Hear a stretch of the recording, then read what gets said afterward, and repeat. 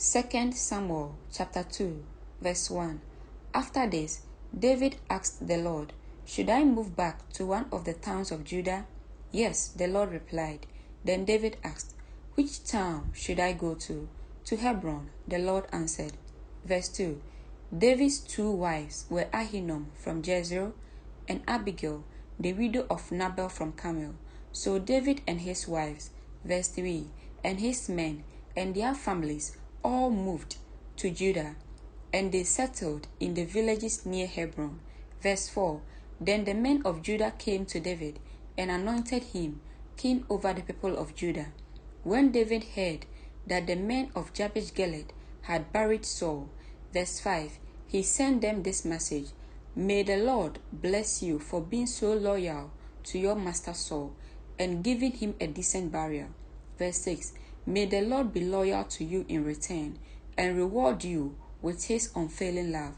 I too will reward you for what you have done."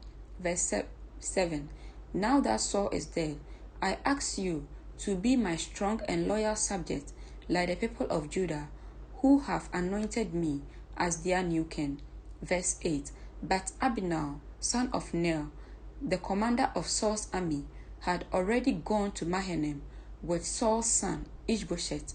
Verse 9, "There he proclaimed Ishbosheth king over Gilead, Jezreel, Ephraim, Benjamin, the land of the Asherites, and all the rest of Israel."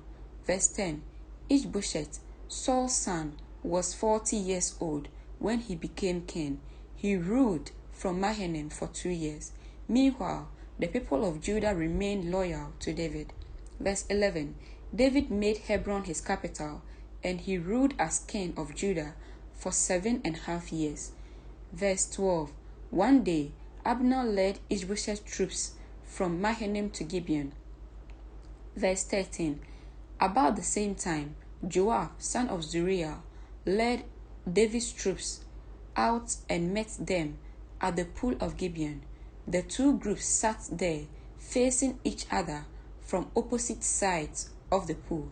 Verse 14, "Then Abner suggested to Joab, 'Let's have a few of our warriors fight hand to hand here in front of us.' 'All right,' Joab agreed."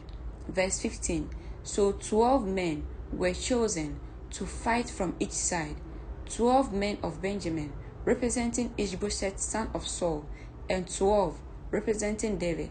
Verse 16, "Each one grabbed his opponent by the hair and thrust his sword into the other side so that all of them died."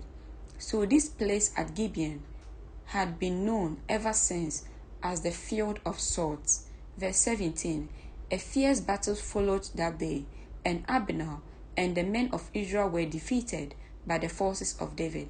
Verse 18, "Joab, Abishai, and Asahel, the 3 sons of Zeruiah, were amongst David's forces that day. Asahel could run like a gazelle." Verse 19, "And he began chasing Abner. He pursued him reluctantly, not stopping for anything." Verse 20, "When Abner looked back and saw him coming, he called out, 'Is that you, Asahel?' 'Yes, it is,' he replied." Verse 21, "Go fight someone else," Abner warned. "Take on one of the younger men," and stripped him of his weapons. But Asahel kept right on chasing Abner. Verse 22, again Abner shouted to him, "Get away from here. I don't want to kill you. How could I ever face your brother Joab again?" Verse 23, but Asahel refused to turn back. So Abner thrust the butt end of his spear through Asahel's stomach, and the spear came out through his back. He stumbled to the ground and died there. And everyone who came by that spot stopped and stood still when they saw Asahel lying there. Verse 24, when Joab and Abishai found out what had happened, they set out after Abner. The sun was just going down as they arrived at the hill of Ammah near Jair, along the road to the wilderness of Gibeon. Verse 25, Abner's troops from the tribes of Benjamin regrouped there at the top of the hill to take a stand. Verse 20 says, Abner shouted down to Joab, "Must we always be killing each other?